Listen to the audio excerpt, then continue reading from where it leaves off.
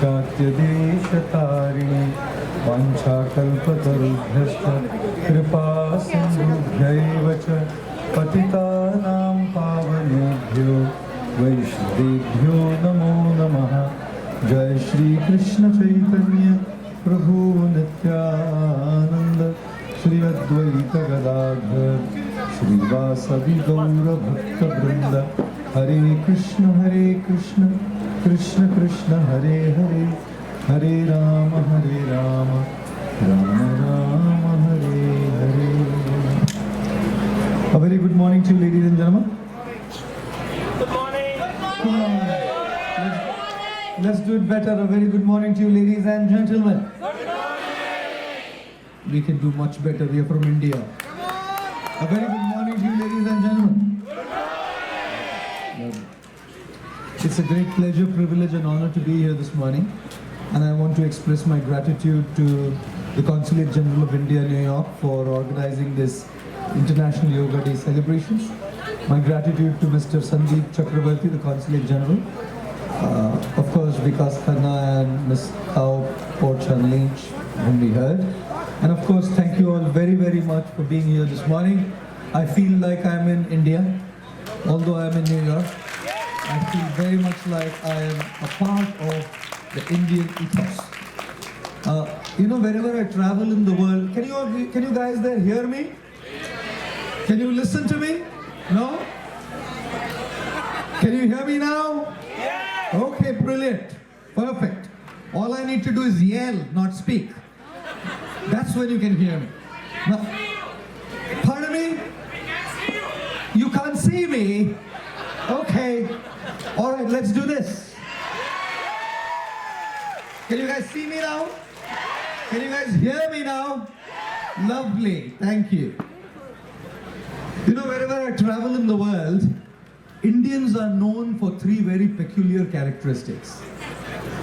The first thing, Indians are known to be very, very good at their smartness. Make some noise if you think Indians are smart. Make some noise if you think Indian Marwadis are smarter. Make some noise if you think Indian Gujaratis are the smartest. I knew you would do this. I'm in central New Jersey. The mini Gujarat of the United States of America. But I can tell you for sure that wherever I go in the world, Indians are known to be such smart people, especially when it comes to earning money. Yes. Like in a classroom of 7-year-olds, a teacher went and was asking a 7-year-old, this boy's name was Varun, said, Varun, what do you want to be when you grow up? Varun said, well, when I want to grow up, I want to be a multi-billionaire with 365 cars, 20 homes, 5 chartered planes and 6 bank accounts. The teacher said, look, Varun, I was asking you what do you want to be, not to write an essay. Then she turned to a 7-year-old Gujarati girl whose name was Pooja. Said, Pooja, don't write an essay like Varun. Answer in 2 words, what do you want to be when you grow up? Pooja said, Varun's wife. Let Varun do all the hearing, you get married to Varun and everything comes through.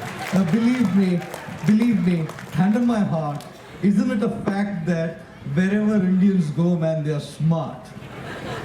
Now, more than the smartness that Indians have, I think the second very peculiar characteristic that Indians possess is they are very good at saving. Yes. You don't grow financially strong by simply earning. You grow financially strong by saving. How many of you guys save a lot of money? Everybody who's raising their hands, keep them raised. I'll come for donations. Okay. Now, believe me, Indians are known so well for their culture of saving, isn't it? Like, how do you know who an Indian is? You would know who an Indian is by a person who, after the shampoo or the shower gel is over, they'll put water in it till the last bubble comes out. Make some noise if you have done it, ladies and gentlemen. Brilliant. Absolutely brilliant. How do you know who an Indian is? An Indian is a person who, after the toothpaste is over,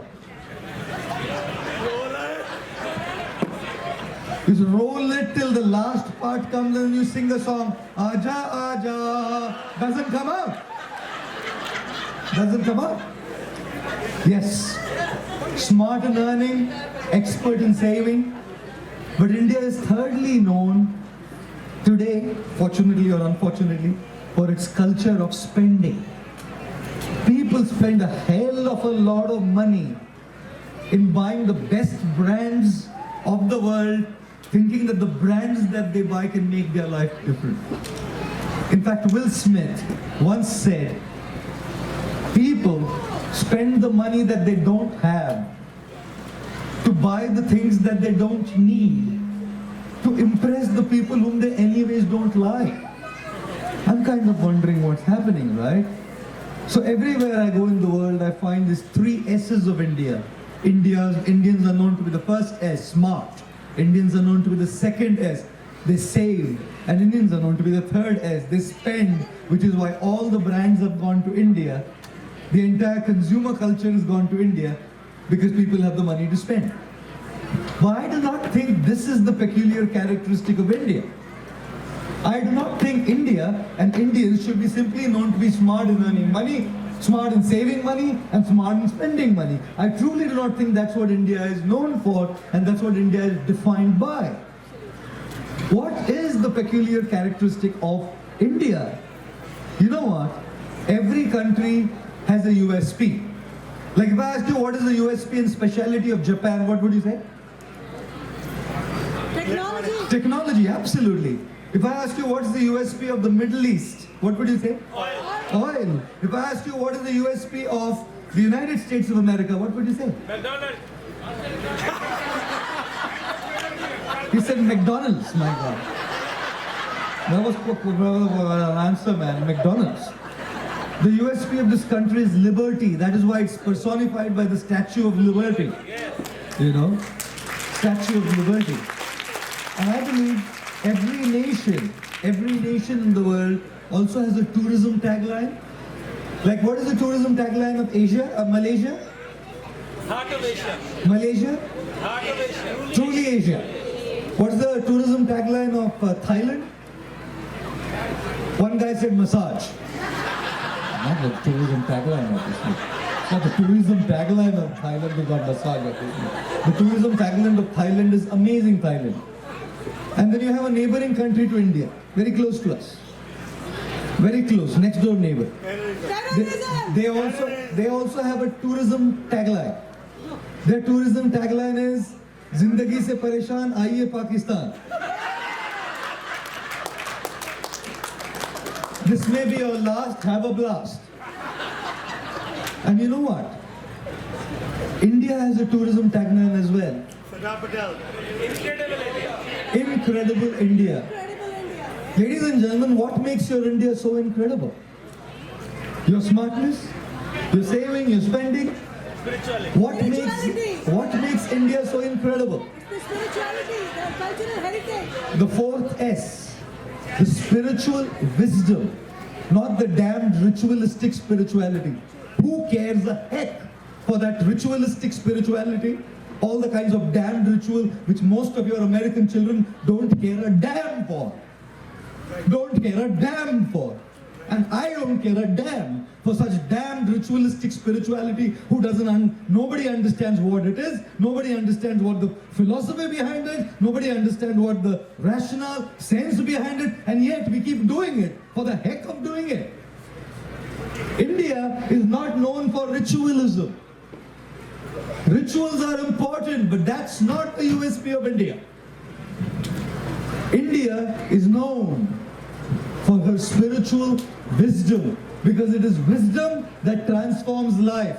It is wisdom that enhances the experience of life. It is wisdom that teaches you how to live well. If you live well, that's when you feel great. If you can't live well, we can never feel great.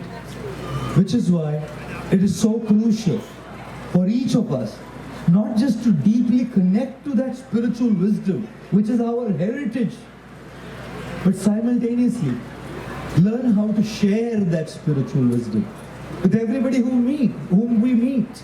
Because we know It is only this wisdom that has the power to transform and change lives. How many of you love to eat? Okay, let me ask you a different question. How many of you are Gujaratis? That says it all. How many of you love to eat, right? My God, people love to eat, don't they? Sometimes they don't eat to live, they live to eat, right? Oh, and you can imagine, like, Indians love to eat. And I was on a plane once and the stewardess came up and she brought the menu card saying, this is our menu card, what will you like to have for breakfast? So I saw a particular prep that said, potted cheese dumplings soaked in condensed cow's milk with a dash of cardamom, pistachio and saffron. I said, madam, bring this please. Sounds exotic. She came with 2 rasmalais. And the size of the rasmalai was smaller than the name. Cottage cheese dumplings soaked in condensed cow's milk with a dash of cardamom, pistachio and saffron. हमारे देश में हम 2 word में बताते हैं रस मलाई. Right? We love eating, don't we? Okay, you all said you love eating. Of course you do. My next question is, how many of you would love to reduce your weight? Everybody wants to get into shape. Look at the 2 questions. How many of you love to eat? And how many of you want to reduce your weight? Here we go. Here we go. And people say, Swami ji, कुछ ऐसा चीज बताइए, वजन भी कम हो और खाना भी कम नहीं करना पड़े. This is what everybody wants to know. वजन भी कम करे, खाना भी कम नहीं करना पड़े, हार्ट अटैक, ब्लड शुगर, इसकी चिंता नहीं हो, बस मौज करे Swami ji. This is what most people want to know. How do you get there? Right? I'll tell you what, yoga is that science from ancient India which definitely offers us the physical postures, the asana, which our gentleman here was leading all of you into. You know, the physical postures and the asanas, breathing techniques which can help you get into shape, which can help you achieve a certain level of physical fitness, and there is no debate about it. That yoga is an incredible science which can teach you physical exercises and postures which can give you physical fitness, bring you back in shape. But you know what? I truly do not think it's simply about exercises. One of the biggest problems in the world today is yoga is taken as exercise. Yoga is not exercise. The biggest problem in the world today is yoga is understood to be simply a set of asanas or postures and some kind of breathing or pranayama. That is not yoga. That is simply a part of yoga. It is important. Asanas are important, pranayama is important, and we must learn all of these to keep our physical health in place. But you must know that yoga is more than exercise. I must ask you a simple question. How many of you how many of you felt tempted to eat something even after you had a big meal? Okay, thank you. How many of you have felt tempted to go for the second serving of the dessert? Thank you. How many of you thoroughly knew that it is not good to eat it? I'm full now. And how many of you still went ahead and ate it? And how many of you spent the next 3 days in guilt? Nahi khana chahiye tha wo okay. Can you imagine that? Can you imagine that? I'm like wondering, what are we doing? You know what? What has happened to most of us? We have become slaves of our minds. Do you want to be a slave to your mind? Every single time your mind says eat it, you eat it. Every single time your mind says yell at him, you yell. Every single time your mind says buy this, you buy. Every single time your mind says hit someone, you hit. Do we want to be a slave of the mind? Or do we want to be a master of the mind? Master of the mind. That you don't listen to the mind, but you make your mind listen to you. Ladies and gentlemen, yoga, more than a set of exercises and pranayama, teaches us a very important principle which is called self-control.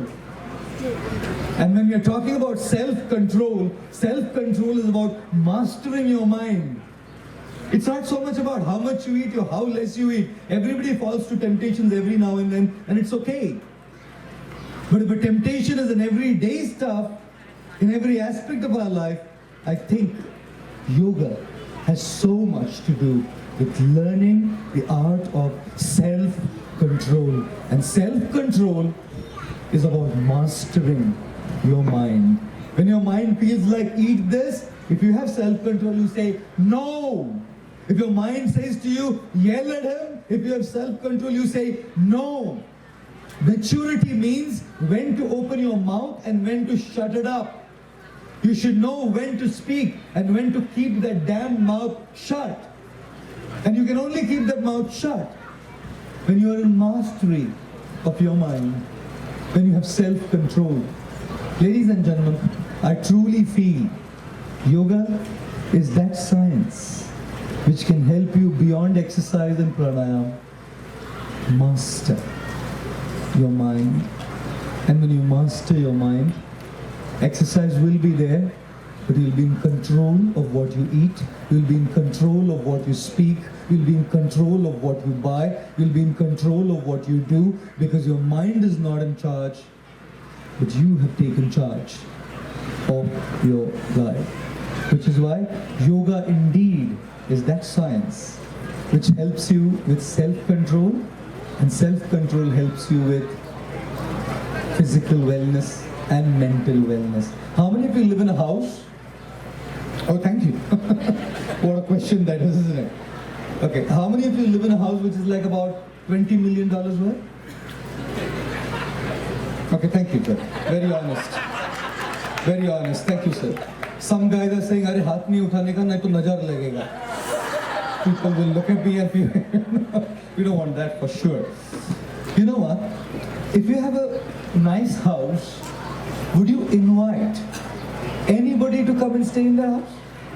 Can a Tom, Dick and Harry, any damn idiot walking on the street, come into your house and occupy your precious physical space? Thank you. Thank you, man. Your house is your physical space. The property that you dwell in is your physical space. And you live in that physical space. And you're very careful to choose who comes in that physical space. Your wife, your children, your parents. You don't allow anybody to come into that physical space. Ladies and gentlemen, one of the most expensive real estates is not your physical space. It's your mental space. And you know what? We have no self-control. Diet is not just about eating food. Diet is about what you watch and what you listen to. If you listen to gossip, you want that damn trash and rubbish in your mental space. Would you keep rubbish in your physical space? No. Would you keep trash in your physical space? No. You are taking out so many soda cans and so many boxes and you want to throw it all as trash and rubbish. Because you want your physical space completely decluttered and clean. You want your physical space clean. Have you worried about your mental space? So much rubbish, so much crap, so much junk, so much trash goes in on a daily basis. Which is why diet is more than food. You have diet for your mind, what you watch and what you listen. Like two Gujarati ladies, they were talking to each other and they were gossiping about a third Gujarati lady. Like hell of a lot of gossip. And after 1 hour of gossip, one lady turned to the other and said, "Ave java de ne apde su." Ave java de apde su. Why did you spend 1 hour speaking about it there? I'll tell you what. Yoga to me is so much about self-control, because what you listen to needs self-control. What you watch needs self-control. Yoga gives us self-control, which can help us deal with our physical and mental wellness very well. I think the second aspect of yoga to me is this. I'm from India. I joined our ashram, our monastery, about 24 years back. And you can imagine what happened to my mom, my Indian Marwadi mom, with her only son becoming a monk, an electrical engineer who worked with Hewlett Packard at a white-collar job, is now quitting everything to go and become a monk. But like every Indian mother, her Indian माँ की बस एक ही चिंता होती है, बेटा खाना क्या खा रहा है. That question had an answer. We had excellent meals made in our communal kitchen. बेटा सोता है ना ठीक से, सोता है. But the biggest problem I had when I joined our ashram, our monastery, was who would wash my clothes. I hadn't washed my clothes and I hadn't done my laundry in my entire life. My mom did it for me. And now here I was faced up with a massive challenge in my life, doing my own laundry. How? So first I had to take an orientation course from some of my fellow monks who lived in a hostel in college, and they knew how to wash their clothes. We obviously didn't have a laundromat. We obviously didn't have a washing machine. So we had one thing, the Indian way of washing clothes. How many of you have washed clothes and done your laundry in the Indian way? For those of you who haven't, let me explain to you what the Indian way of washing clothes is. The Indian way of washing clothes is you take your soiled clothes and take a bucket of water, add some detergent to the bucket of water, and then soak your clothes in the bucket of water for about 30 minutes. Once you're done, then you take a second empty bucket. You push it under the water, fill fresh water. Then you rinse this clothes here and take it out of the fresh water, and then you hang it out to dry. Make some real loud noise if somebody has done it. So brilliant, brilliant, absolutely brilliant. Now, my friends in the ashram, in the monastery, gave me this orientation saying, okay, this is how you wash your clothes. So I learned it. One day I was going for a talk. I was getting a little late, so I soaked my clothes in the bucket, in the water, with the detergent for about 30 minutes. And I came to the bathroom to now rinse them in a bucket of fresh water. But in order to fill in the water into the bucket, I didn't want to bend down. हम लोग झुकते नहीं हैं. झुकते नहीं है ना तो फिर योगा में झुकना पड़ता है. हम लोग चलते नहीं हैं. चलते नहीं है तो फिर 10 बार उधर ही चलना पड़ता है. In India, you don't need